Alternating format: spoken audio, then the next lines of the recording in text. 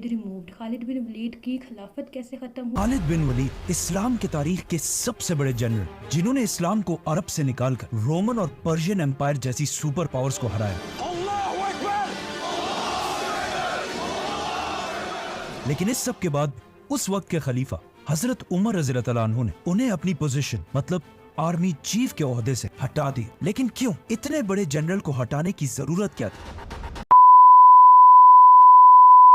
अस्सलाम वालेकुम एवरीवन, कैसे हैं आप सब? Hope you are doing well. आज के हमारी न्यू वीडियो में आप लोग का बहुत ज़्यादा वेलकम। वीडियो को स्टार्ट करने से पहले जो लोग इस चैनल पर नए हैं, जिन्होंने चैनल को सब्सक्राइब नहीं किया, चैनल को करें सब्सक्राइब, साथ ही बेल बटन को दबा के ऑल पर करें। वीडियो को लाइक करें, शेयर करें, प्यार से कमेंट करके अपनी आप लोग को हमारी वीडियो कैसी लगती है।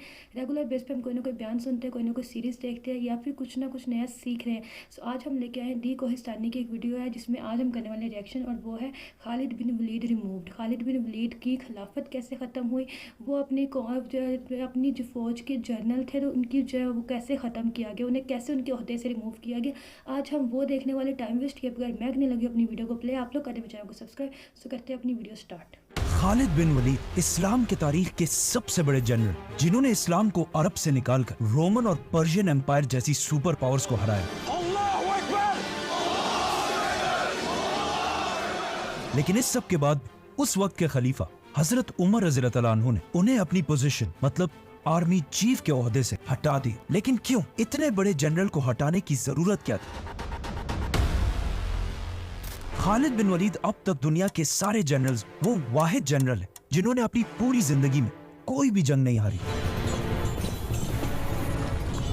सबसे पहले उन्होंने अपनी जिंदगी की पहली जंग ओहद में मुसलमानों को हराया। फिर इस्लाम कबूल करने के बाद जंगे मुता जैसी खतरनाक जंग जीती, जिसमें रसूलुल्लाह सल्लल्लाहु अलैहि वसल्लम ने पहली दफा उन्हें सैफुल्लाह अल्लाह की तलवार का टाइटल दिया। फिर आप सल्लल्लाहु अलैहि वसल्लम के बाद पहले खलीफा हजरत अबू बकर रज़ियल्लाहु अन्हु ने खालिद बिन वलीद को मुसलमानों की पूरी फौज का पहला आर्मी चीफ बनाया, जिसके बाद वो मदीना से फौज लेकर रवाना हुए और बहुत तेजी से पूरे अरब को फतह कर लिया और जंगे यमामा में बहुत बड़ी फतह हासिल की। लेकिन पूरा अरब फतह करने के बाद अबू बकर रज़ियल्लाहु अन्हु ने उन्हें वापस मदीना आने के बजाय पर्शियन एम्पायर की तरफ जाने का हुक्म दिया। पर्शियन एम्पायर पहुंचने के बाद खालिद बिन वलीद ने अगेन बहुत ही तेजी से पर्शियन एम्पायर के ये सारे इलाके फतह कर लिए। लेकिन at the same time Abu Bakr रज़ियल्लाहु अन्हु ने एक दूसरी फौज रोमन एम्पायर की तरफ भी रवाना की। लेकिन ये फौज बहुत बड़ी होने के बावजूद भी उस तरह की कामयाबी हासिल ना कर सकी। इसीलिए रोमन एम्पायर के हालात कंट्रोल करने के लिए हजरत अबू बकर रज़ियल्लाहु अन्हु ने खालिद बिन वलीद की तरफ ऑर्डर्स भेजे कि वो पर्शियन एम्पायर को छोड़कर रोमन एम्पायर की तरफ जाए। फिर जब खालिद बिन वलीद रोमन एम्पायर की तरफ गए तो अगेन वहां हर जंग जीतने लगे और आखिर रोमन एम्पायर की बहुत ही इंपॉर्टेंट सिटी दमास्कस को फतह करके ये सारा इलाका फतह कर लिया। लेकिन अब जब खालिद बिन वलीद रोमन एम्पायर की तरफ चले गए थे तो पर्शियन एम्पायर में मुसलमान दोबारा हारने लगे। तो जब पूरी दुनिया के लोगों ने ये देखा कि जहां खालिद बिन वलीद जाते हैं वहां मुसलमान जीतते हैं और जहां पर वो नहीं होते वहां मुसलमान हार जाते हैं, जिसके बाद खालिद बिन वलीद एक बहुत बड़ी सेलिब्रिटी बन गए। और सिर्फ मुसलमानों में नहीं बल्कि रोमन और पर्शियन एम्पायर में भी खालिद बिन वलीद के फतूहात की कहानियां फैलने लगी। यहाँ तक कि एक दुश्मन जनरल ने खालिद बिन वलीद के पास आकर ये तक कहा कि हमारे इलाके में ये कहानी मशहूर है कि एक दिन आसमान से अल्लाह की तरफ से आपके लिए एक तलवार नाजिल हुई, इसीलिए आपको सैफुल्लाह कहा जाता है। इन सारी चीजों के बाद ये बातें नए मुसलमानों की गैदरिंग्स में आम हो चुकी थी कि सिर्फ खालिद ही जंग जीत सकते हैं और उनके अलावा चाहे जो भी हो मुसलमान जंग नहीं जीत सकते। जब हजरत उमर रज़ियल्लाहु अन्हु खलीफा बने, उन्हें पता था कि मुसलमानों का खालिद बिन वलीद के बारे में ये माइंडसेट इस्लाम के लिए बहुत ही खतरनाक हो सकता है, क्योंकि अगर लेट्स से खालिद बिन वलीद किसी जंग में शहीद हो जाते तो फिर मुसलमानों की फौज का सारा मोराल टूट जाता। तो आखिर हजरत उमर रज़ियल्लाहु अन्हु ने इन हालात को कंट्रोल करने के लिए खालिद बिन वलीद को उनकी पोजीशन आर्मी चीफ के ओहदे से हटाने का फैसला किया। बट वेट, हजरत उमर ने सिर्फ खालिद बिन वलीद को ही नहीं हटाया बल्कि मुसलमानों की स्टेट को हर एंगल से बदलना शुरू किया और मदीना में बैठकर हर इलाके की तरफ ऑर्डर्स भेजे। सबसे पहले उन्होंने फतह किए गए इलाकों में नए गवर्नर्स लगाए और उनको ये ऑर्डर्स दे दिए कि हर फैसले से पहले मदीना में खलीफा से पूछना लाजमी है। और ये अरब के लिए बहुत ही नई बात थी, क्योंकि इससे पहले हर कबीला अपने फैसले खुद ही किया करता था। लेकिन हजरत उमर कबायली सिस्टम के खिलाफ थे और एक सेंट्रलाइज्ड मदीना की ताकत चाहते थे। सूबों में गवर्नर्स लगाने के साथ साथ हजरत उमर ने उन्हें बताए बगैर कुछ जासूस भी बिठाए जो इन गवर्नर्स की अच्छी या बुरी हर खबर हजरत उमर तक पहुंचाते रहते थे। इसके अलावा हजरत उमर ने हर सूबे में जस्टिस इंसाफ का सिस्टम बनाया, जिसमें हर सूबे में इस्लामिक कानून के मुताबिक अदालतें, कोर्ट्स बनाए गए और इन सारी अदालतों का हेडक्वार्टर सुप्रीम कोर्ट मदीना में बनाया गया, जिसमें बहुत सारे सहाबा जजेस लगाए गए। और इन सारे जजेस में एक सबसे रिस्पेक्टेड और बड़े जज थे, हजरत अली रज़ियल्लाहु तआला अन्हु। हजरत उमर रज़ियल्लाहु तआला अन्हु ने हर सिटी में पहली बार एक पुलिस का सिस्टम भी बनाया और इन सिटीज के बाजारों में प्राइसेस को कंट्रोल में रखने के लिए भी एक डिपार्टमेंट बनाया। और स्पेशली मदीना के बाजार को कंट्रोल करने के लिए एक औरत शिफा बिनते अब्दुल्ला को इसका लीडर बनाया। ये उस जमाने में बहुत ही अजीब बात थी कि हजरत उमर ने इतनी इंपॉर्टेंट पोस्ट पर एक औरत को कैसे बिठाया, लेकिन हजरत उमर सिर्फ मेरिट को देखकर ही फैसले किया करते थे। ये सब तो वो काम थे जो हजरत उमर रज़ियल्लाहु तआला अन्हु ने सिविल एडमिनिस्ट्रेशन में किए थे, लेकिन इस सब के अलावा उन्होंने मुसलमानों की आर्मी को भी चेंज करना शुरू किया। मतलब इससे पहले हजरत अबू बकर रज़ियल्लाहु तआला अन्हु के दौर में मुसलमानों की आर्मी और जनरल्स सारे फैसले खुद ही किया करती थी और हजरत अबू बकर रज़ियल्लाहु तआला अन्हु ने ये करने की उन्हें इजाजत भी दी थी, क्योंकि उस जमाने में ना फोन्स थे और ना इंटरनेट। तो अगर हर डिसीजन से पहले मदीना से पूछा जाता तो इससे मुसलमानों की फौज की स्पीड बहुत ही स्लो हो जाती। लेकिन हजरत उमर को मुसलमानों की फौज की स्पीड से ज्यादा इस्लाम की फिक्र थी, क्योंकि अगर देखा जाए तो मुसलमानों की इस एम्पायर से भी बहुत बड़ी एम्पायर चंगेज खान ने बनाई थी, लेकिन वो एम्पायर सिर्फ 100 सालों में बिल्कुल खत्म हो गई। लेकिन हजरत उमर रज़ियल्लाहु तआला अन्हु चाहते थे कि इस्लाम इस एम्पायर के बाद भी आने वाले हजारों साल तक दुनिया में कायम रहे। तो उन्होंने अपने आर्मी चीफ खालिद बिन वलीद की तरफ एक लेटर भेजा और उन्हें इस एम्पायर के नए रूल समझाए कि हर डिसीजन से पहले मदीना में खलीफा से पूछना लाजमी है। इसके अलावा हजरत उमर ने मुसलमानों की फौज के अंदर कुछ स्पाइज, जासूस भी बिठाए जो इन जनरल्स को बगैर बताए उनकी हर खबर हजरत उमर तक पहुंचाते रहते। खालिद बिन वलीद ने जब हजरत उमर रज़ियल्लाहु तआला अन्हु का लेटर पढ़ा कि हर डिसीजन से पहले मदीना में खलीफा से पूछना पड़ेगा, तो उन्होंने ये हुक्म मानने से इनकार कर दिया। इसलिए नहीं कि वो अपने आप को बहुत बड़ा समझते थे, बल्कि इसलिए क्योंकि ऐसा करने से मुसलमानों की फौज की स्पीड बहुत ही स्लो हो जाती और स्लो स्पीड के साथ आगे बढ़ना खालिद बिन वलीद का स्टाइल नहीं था।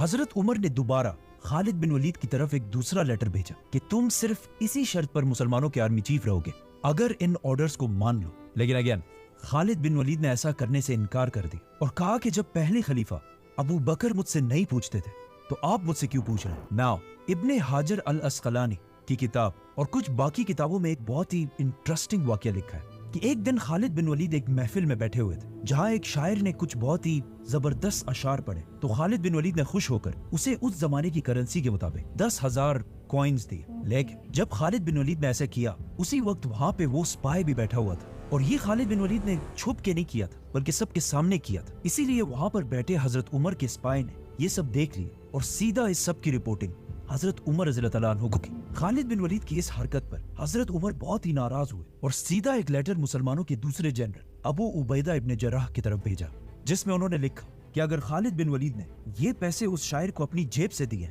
तो ये उसने फजूल खर्ची की है, और अगर ये पैसे उसने मुसलमानों के बैतुल माल से दिए तो ये उसने खयानत की है। इन एनी केस खालिद बिन वलीद को उनकी पोजीशन आर्मी चीफ के ओहदे से हटाना जायज है। और आगे लिखा कि आज से तुम अबू उबैदा इब्ने जर्राह मुसलमानों की फौज के आर्मी चीफ हो गए। लेकिन हजरत उमर ने खालिद बिन वलीद को मुसलमानों की फौज से हटाया नहीं बल्कि एक रैंक नीचे कर दिया, और इसके बाद भी वो फौज के बहुत बड़े जनरल थे, मतलब फौज के सेकंड इन कमांड। जब अबू उबैदा रज़ियल्लाहु तआला अन्हु ने खालिद बिन वलीद को हजरत उमर का ये लेटर दिखाया तो चाहिए तो ये था कि खालिद बिन वलीद को बहुत ही सख्त गुस्सा आता कि उनकी सारी मेहनत, मतलब पहले अरब फतह करना, उसके बाद पर्शियन एम्पायर फतह करना और फिर रोमन एम्पायर फतह करने के बाद उनको ये सिला दिया जा रहा है। लेकिन ये लेटर पढ़ने के बाद खालिद बिन वलीद ने अबू उबैदा से कहा, समिअना व अताअना, हमने सुना और हमने इताअत की। और बगैर किसी गुस्से या नाराजगी दिखाने के उन्होंने अबू उबैदा से कहा कि आज से मैं आपका यानी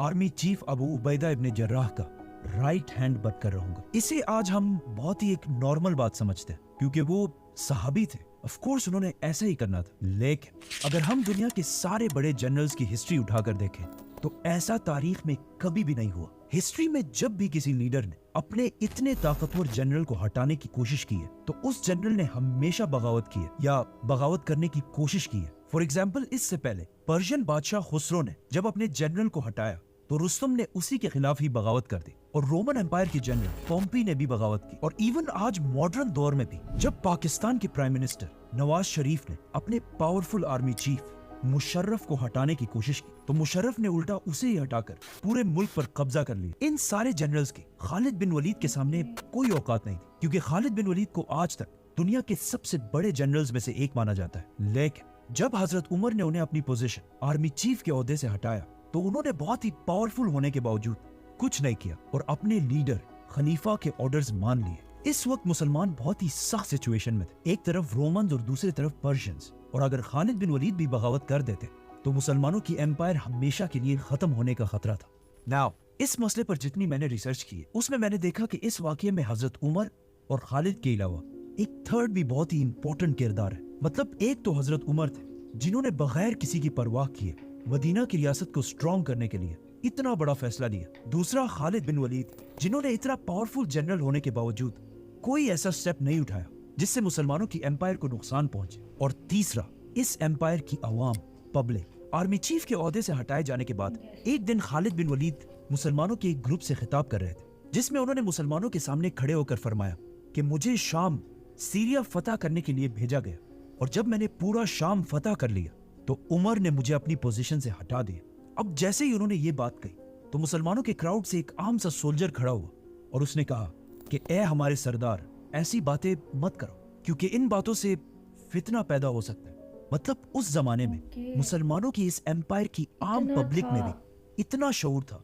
कि वो ये बात बहुत ही अच्छी तरह जानते थे कि चाहे जो भी हो जाए लीडर लीडर होता है और जनरल सिर्फ एक जनरल। खालिद बिन वलीद को हटाने से सिर्फ उन्हें ही नहीं बल्कि पूरे इस्लामिक एम्पायर में एक कंफ्यूजन फैल गई कि आखिर क्यों हजरत उमर ने इतने सख्त टाइम पर खालिद बिन वलीद को हटा दिया, जिससे आहिस्ता आहिस्ता लोगों में बहुत सारी गलतफहमियां फैलने लगी और लोग अजीब अजीब बातें करने लगे। फॉर एग्जाम्पल कुछ लोगों ने कहा कि हो सकता है खालिद बिन वलीद और हजरत उमर के दरमियान पुरानी कोई पर्सनल लड़ाई हो, इसीलिए हजरत उमर ने उसे हटा दिया। और कुछ और लोगों ने यह तक कहा कि हो सकता है खालिद बिन वलीद ने कोई करप्शन की हो। लेकिन अगेन हजरत उमर का जासूसों का नेटवर्क, स्पाइस का नेटवर्क इतना स्ट्रॉन्ग था कि उन्हें अवाम के इस कंफ्यूजन का पहले ही पता चल गया। तो हजरत उमर ने मुसलमानों को मदीना के मस्जिद नबी में जमा होने का हुक्म दिया और फिर सबके सामने खड़े होकर उन्होंने क्लियरली बता दिया कि मैंने उमर बिन खत्ताब ने अपने आर्मी चीफ खालिद बिन वलीद को किसी पर्सनल दुश्मनी या करप्शन की वजह से नहीं हटाया, बल्कि सिर्फ इसलिए क्योंकि खालिद बिन वलीद की जबरदस्त फतूहात की वजह से लोग अल्लाह के बजाय खालिद बिन वलीद पर ट्रस्ट करने लगे थे। और मैं सारे मुसलमानों को ये दिखाना चाहता हूँ कि किसी भी जंग में जीत सिर्फ और सिर्फ अल्लाह की तरफ से आती है, किसी इंसान की तरफ से नहीं। और फिर यही सारी बातें उन्होंने लेटर्स में भी लिखी और फिर इन लेटर्स को हर सूबे के गवर्नर्स तक पहुंचा दिया ताकि खालिद बिन वलीद के कैरेक्टर पर कोई मुसलमान भी उंगली ना उठा सके। और इस वाक़ये के बाद उन्होंने खालिद बिन वलीद की बेवा बहन के साथ शादी भी की, जिससे क्लियरली ये पता चलता है कि हजरत उमर और खालिद बिन वलीद के दरमियान इस वाक़ये के बाद कोई इश्यूज नहीं थे। लोगों ने हजरत उमर रज़ियल्लाहु अन्हु की बात सुनकर मान तो ली, लेकिन अब हजरत उमर के सामने बहुत बड़ा चैलेंज था कि अब उन्हें नेक्स्ट हर जंग जीतना लाजमी था, क्योंकि अगर मुसलमान खालिद बिन वलीद के जाने के बाद जंगे हारने लगे तो लोग हमेशा के लिए हजरत उमर के इस डिसीजन को गलत समझते। नाउ आप सल्लल्लाहु अलैहि वसल्लम की वफात के बाद अबू बकर रज़ियल्लाहु अन्हु की खिलाफत में अरब के बहुत सारे कबीलों ने मदीना की रियासत से बगावत की, जिन्हें फिर खत्म तो कर दिया गया था, बट इन जंगों में बहुत सारे लोगों को गिरफ्तार करके कैदी बनाया गया था। लेकिन जब हजरत उमर रज़ियल्लाहु अन्हु खलीफा बने तो उन्होंने इन सारे कैदियों को रिहा करने का हुक्म दिया और सबके लिए एक आम माफी का ऐलान कर दिया, जिससे पूरे अरब में उनकी पॉपुलैरिटी बहुत ही ज्यादा बढ़ गई और लोग हजरत उमर की इस रहमदिली से इतना खुश हुए कि उन्होंने आकर इस्लाम कबूल कर लिया और फिर अपनी मर्जी से मुसलमानों की फौज में शामिल हो गए। इन लोगों में एक शख्स तुलैहा भी था और ये वो शख्स था जिसने इससे पहले अबू बकर रज़ियल्लाहु अन्हु के दौर में पैगंबर होने का झूठा दावा भी किया था। लेकिन जब वो हजरत उमर रज़ियल्लाहु अन्हु के पास आए तो हजरत उमर ने उन्हें भी माफ कर दिया और वो भी मुसलमानों की फौज में शामिल हो गए। हजरत उमर के इन सख्त और जबरदस्त डिसीजंस के बाद अरब के लोग उनसे इतना खुश थे कि वो पुरानी सारी दुश्मनियां छोड़कर मुसलमानों के साथ शामिल हो गए। और पहली बार ऐसा भी हुआ कि क्रिश्चियंस ने भी आकर पर्शियन एम्पायर के खिलाफ मुसलमानों का साथ देने की कसम खाई। तो अब हजरत उमर ने मुसलमानों और क्रिश्चियंस को मिलाकर पर्शियन एम्पायर के खिलाफ एक नई आर्मी बनाई। इस फौज ने मुसन्ना की लीडरशिप में पर्शियन एम्पायर की एक बहुत बड़ी फौज को हरा दिया और eight the same time Abu Ubaida इब्न जर्राह की लीडरशिप में भी मुसलमानों ने रोमन एम्पायर की एक फौज को हराकर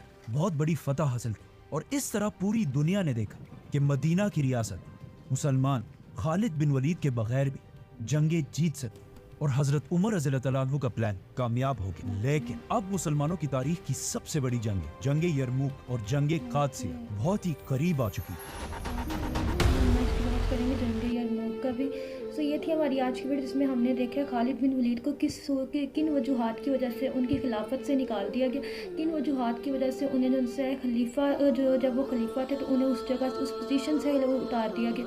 और एक पॉइंट ये भी नज़र आता है कि ना जब किसी को आप किसी को उसकी पोजीशन से रिमूव करते हैं ना, उसकी जगह किसी और को देते हैं, तो उस इंसान को इतना होता है कि मैंने इतनी मेहनत की और मुझे आज मेरी पोजीशन से उतार दिया गया, ये पोजीशन मेरी है, मुझे कैसे उतार दिया गया। उस इंसान के अंदर चीज़ होती है, ये एक नॉर्मल नेचर है। हम कभी आगे स्कूल वाली लाइफ से देख लेते हैं हम अपनी। हम जब स्कूल में तो हमारी एक क्लास में अगर ग्रेड्स कम आ जाए तो हम अक्सर हम कभी कुछ स्टूडेंट होते हैं जो ग्रेड्स रिपीट करने के लिए पिछली क्लास को वापस ज्वाइन करते हैं। कुछ होते हैं जिनको होता है नहीं, लोग क्या सोचेंगे, अब लोग मेरे बारे में क्या सोचेंगे, पिछली वाली क्लास में जाऊँगा, नहीं मैं इसी के साथ चलूँगा। सो उन्होंने जब उन्होंने अपने खिलाफ उन्हें जब खलीफा से उतार दिया गया, उन्होंने इस चीज़ को ये अपने सर पे नहीं डाला। उन्होंने चाहे वो पैगंबर थे, लेकिन एक सोच तो आती है ना कि मैंने इतनी मेहनत की। सो उन्होंने इस चीज़ को ना बहुत नॉर्मल लाइट तरीके से लिया कि मेरे अल्लाह का फ़ैसला यही हो सकता है, यही मेरे अल्लाह ने मेरे नसीब में लिखा है। तो ये एक पॉइंट था। दूसरा पॉइंट ये है कि हज़रत उमर रज़ी अल्लाह अन्हु ने उन्हें उनकी खिलाफत को ख़त्म करने का फ़ैसला किया। उन्होंने इस पॉइंट पे किया कि उन्हें लग रहा था कि मुसलमानों का बिलीव बढ़ता जा रहा है कि खालिद बिन वलीद होंगे तो जंग जीतेंगे, अदरवाइज़ हम जंग नहीं जीत सकते। दूसरा पॉइंट ये है।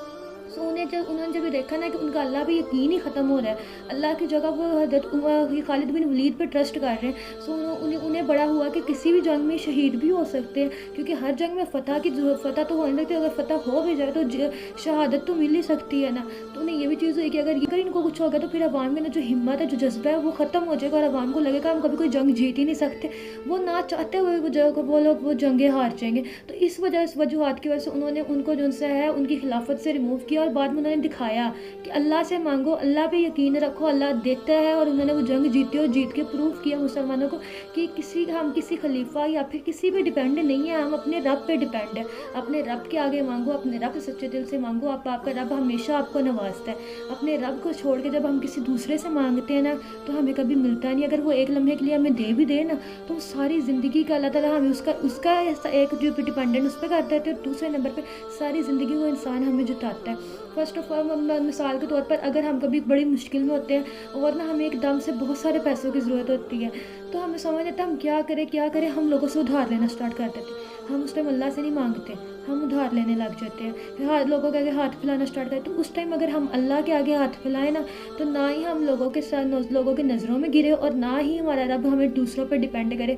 अल्लाह ने हमें ज़िंदगी दी है, हमारा रब हमें जो देगा, हम लोगों से नहीं लेंगे, हम अल्लाह से मांगते हैं। मैं जब भी अल्लाह से मांगूँ, अल्लाह से कहो अल्लाह मुझे तूने पैदा किया है, मुझे रिस्क देने का जिम्मा तेरा है, मुझे तू दे, मुझे किसी वसीले के थ्रू नहीं चाहिए। अल्लाह ताला मुझे आप डायरेक्ट दो। मैं जब भी बोलती हूँ मैं क्या कहती हूँ, अल्लाह ताला मुझे ना आप डायरेक्ट नवाजो, मुझे आपसे चाहिए। मैं चाहती हूँ मुझे कोई वसीला नहीं आए बीच में कि मुझे इस बंदे के थ्रू मिल रहा है या फिर इस बंदे के थ्रू मिल रहा है, नहीं, मुझे आपसे चाहिए, डायरेक्ट चाहिए। तो अल्लाह जब भी मांगो इसी यकीन से मांगो कि वो आपको दे, किसी वसीले के थ्रू मत दे, क्योंकि हम इंसान हैं, इंसान दूसरे को जुटाए बगैर नहीं रह सकता। इंसान की फितरत में ये चीज़ है कि हम किसी की मदद करते हैं तो हम वो 10 लोगों को बता के मदद करते हैं। हालांकि मदद का तरीकाकार होता है एक हाथ से करो, दूसरे को पता ना चले, लेकिन हम 10 लोगों को बताते हैं। ये थी मेरी आज की वीडियो। मुझे उम्मीद है आपको मेरी वीडियो अच्छी लगी। वीडियो लाइक करना, शेयर करना, बहुत सारा सपोर्ट करना, चैनल सब्सक्राइब करना। अपना ख्याल रखिएगा। Bye bye. अल्लाह।